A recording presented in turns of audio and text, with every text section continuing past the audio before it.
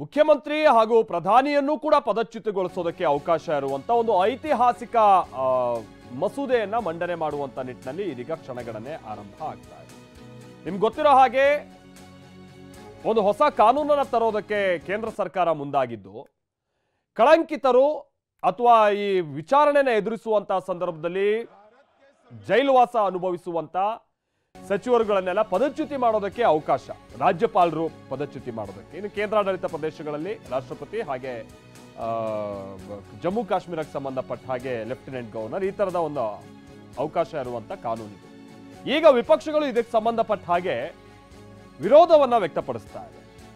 ಯಾಕೆ ಅಂತಂದ್ರೆ ಇದು ವಿಪಕ್ಷಗಳನ್ನೇ ಟಾರ್ಗೆಟ್ ಮಾಡಿ ಕೇಂದ್ರ ಸರ್ಕಾರ ತರೋಕ್ ಹೊರಟಿರುವಂತ ಕಾನೂನು ಅಂತ ಅವರ ಆರೋಪ. ಹಿಂದೆ ಅರವಿಂದ್ ಕೇಜ್ರಿವಾಲ್ ಆಗಿರ್ಬೋದು, ಆಮೇಲೆ ಬೇರೆ ಬೇರೆ ವಿಪಕ್ಷಕ್ಕೆ ಸಂಬಂಧಪಟ್ಟ ಹಾಗಿನ ಮಂದಿ ಎಲ್ಲ ಜೈಲಿಗೆ ಹೋದಂತ ಸಂದರ್ಭದಲ್ಲೂ ಅವ್ರು ಅಲ್ಲಿಂದನೇ ಆಡಳಿತ ನಡೆಸಿದ್ರಲ್ಲ, ಅದನ್ನ ದೃಷ್ಟಿಯಲ್ಲಿ ಇಟ್ಕೊಂಡೆ ತರೋಕ್ ಹೊರಟಿದ್ದೀರಾ, ಇದೊಂದು ಮತ್ತೆ ಗದಪ್ರಹಾರ ಅಂತ ಟೀಕೆ ಮಾಡ್ತೀಯಾರೆ. संघ राज्य क्षेत्र शासन अधिनियम 1963 का संशोधन करने वाले विधेयक